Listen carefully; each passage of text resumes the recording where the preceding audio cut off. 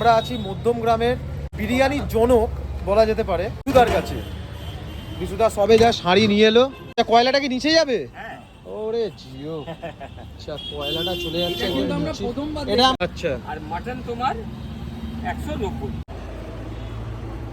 বিরিয়ানি থেকে বেশি, যত বেশি ঘি দেবে তত বেশি টেস্ট বাড়বে। না না, এটা কোনো। আরে দাদা, আপনি এখানে বিরিয়ানি খাচ্ছেন একা একা? ঠিক আছে, এরকম করলেই তুলে আসছে।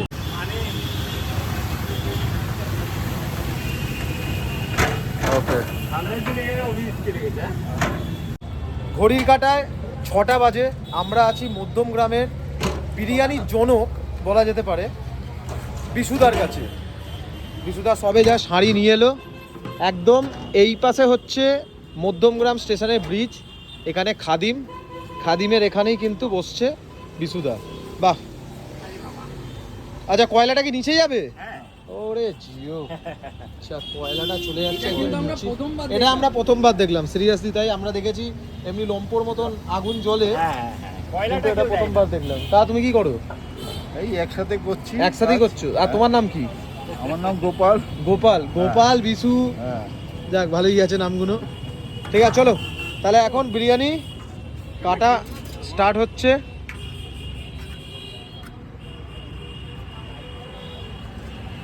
ঘি কি আগে থেকে দেওয়া আছে?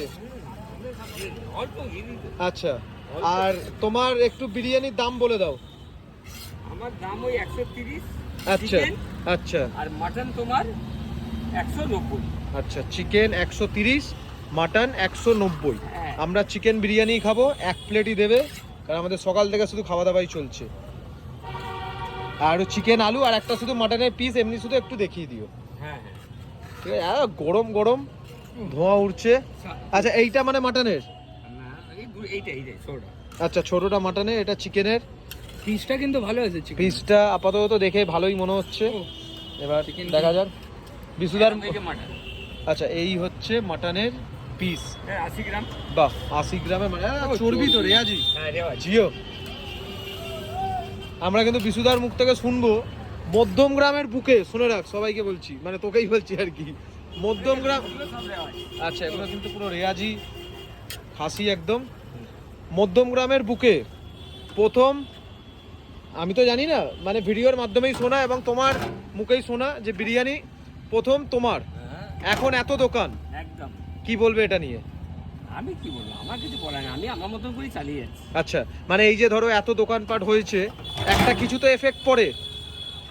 ইফেক্ট আমার কিছু ক্লিয়ার করবো, কারণ তুমি তুললে বিরিয়ানিটাকে এখানে, হ্যাঁ। সেখানে এখন এত দোকানে প্রচুর ভিড়, প্রচুর ব্লগার, প্রচুর লোক, সবাই দাদাগিরি, দিদি নাম্বার 1 এসবে যাচ্ছে। সেখানে তুমি দাঁড়িয়ে এখনো এখানে বিরিয়ানি বিক্রি করছো, একটু তো মনে খারাপ লাগার তো একটা বিষয় থাকে নিশ্চয়ই। সব যেতে রাজি না, আমি যা আছি ঠিক আছে। যা আছো ঠিক আছে, এই বিরিয়ানি বিক্রি করে ঠিক, এটা যেন সারা জীবন থাকে। একদম ঠিক কথা। এটা আমার ভালো লাগে, যা আছি ঠিক আছে, এটা আমি মনে করে এটাই ভালো আছে। আর বিরিয়ানি এমনি তুমি কত বছর ধরে বানাচ্ছো? তো 28 থেকে 30 বছর হয়ে গেল।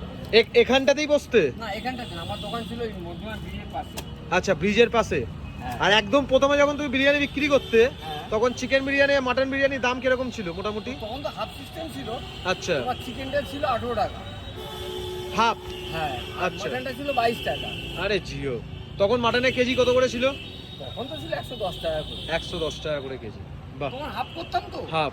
এই হাফ মাটনটা করতাম 22 টাকা, চিকেনটা করতাম 18 টাকা। শুরু করেছিলাম আচ্ছা, এভাবে শুরু করি, তো হাফ ফুলটা ছিল 35 টাকা।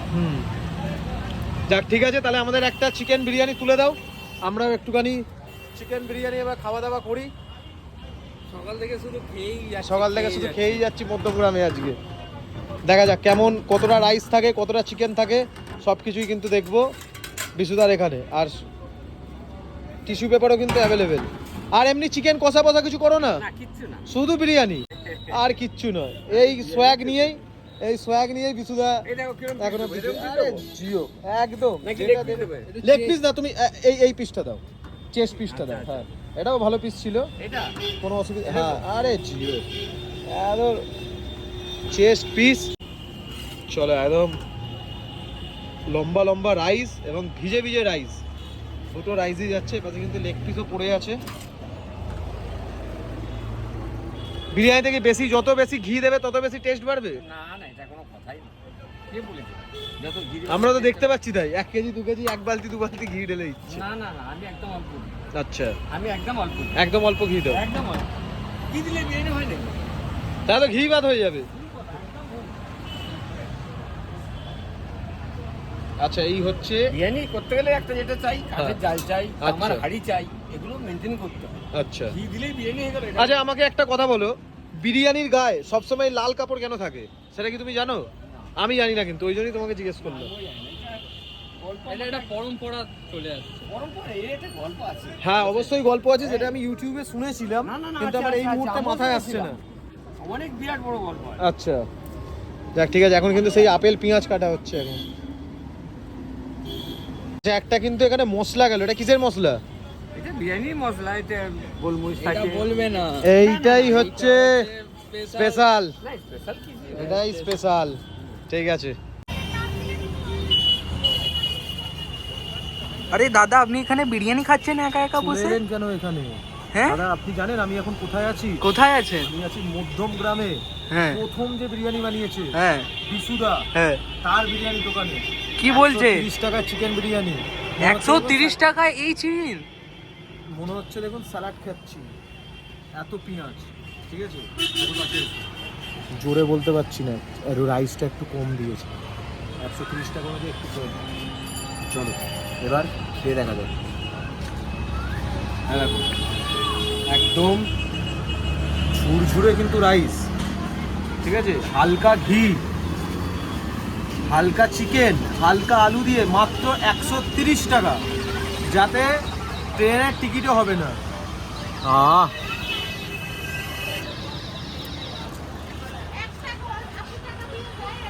হালকা বিরিয়ানি, একটা যে মশলা দিয়েছে না, মশলার টেস্টটা কিন্তু মুখে মারছে। মশলাটা কিন্তু ভালো মশলা আছে। আমি যেরকম ছোটোবেলায় স্কুলে যেরকম সেই কালো নুন খেতাম না, কারেন্ট লাগতো, সেরকম টাইপের। এটা বিরিয়ানিটা আমি দেখাবো। ও, পুরো আমাদের গোপাল। দেখো ভাই, খাবার দাবার এখন করবে, গুছিয়ে করবে। তারা আমার ছবি আছে বলে কেউ ভেবো না যে হ্যাঁ। তারাপীঠে আছি এখন। একটা কথা আছে না, হাড়ি জিতি নাহি লাজ, কি একটা কথা আছে, তেমনই হচ্ছে ভিক্টর দা আমাদের, যে খাওয়াতে কোনো লাজ শরম বলে কিছু হয় না, লাজ লজ্জা বলে কিছু হয় না। প্রচুর বকছে, ও তো ওকে আমি টাকা দিইনি, ঠিক আছে, যার জন্য ও বকছে। আপনাদের সাইজের আলু আর গরম ধোঁয়া বেরোচ্ছে। আজকে আমি খুব লাকি, যেখানেই যাচ্ছি না কেন বিরিয়ানি, প্রথম হাঁড়ির প্রথম বিরিয়ানিটাই কিন্তু আমিই পাচ্ছি। আর একটা জিনিস দেখাবো, সেটা হচ্ছে এখানের এই চিকেনটা। চিকেনের সাইজ কিন্তু বেশ এত যথেষ্ট ধোঁয়া। পরিমাণের বড়। তবে আমি একটুখানি বলবো, 100 কে মনে হয় বিরিয়ানি খেয়ে এরকম অ্যাম্বুলেন্সে করে যাচ্ছে? হয়তো আমিও যাব। 130 টাকা আমার মনে হয় যে রাস্তায় বসে একটুখানি বেশি।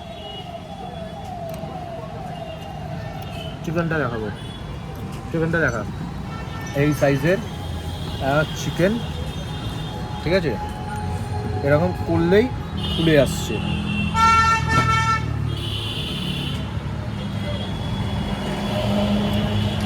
বিরিয়ানিটার ভেতরে ঘিয়ের তো একটা ব্যাপার আছে, অবশ্যই। খুব সুন্দর একটা ফ্লেভার আছে, খেলে খুব একটা প্রবলেম কিন্তু হবে না। আচ্ছা, আমি একটা কথা বলতে গন্ধটা চাইছিলাম, খুব সুন্দর আসছে।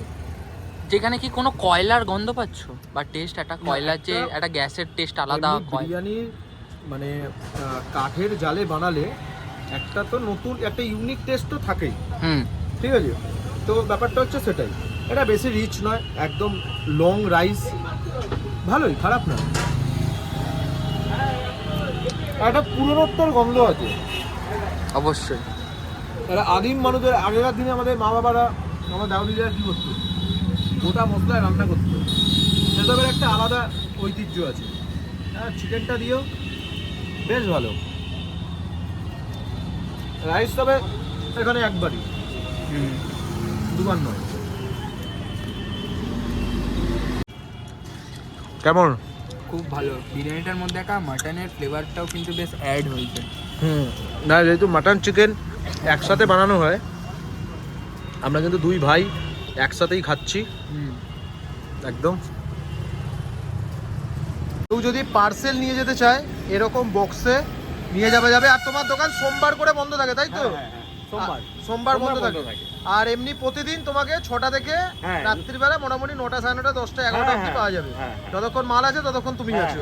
হ্যাঁ, ব্যাস ঠিক আছে।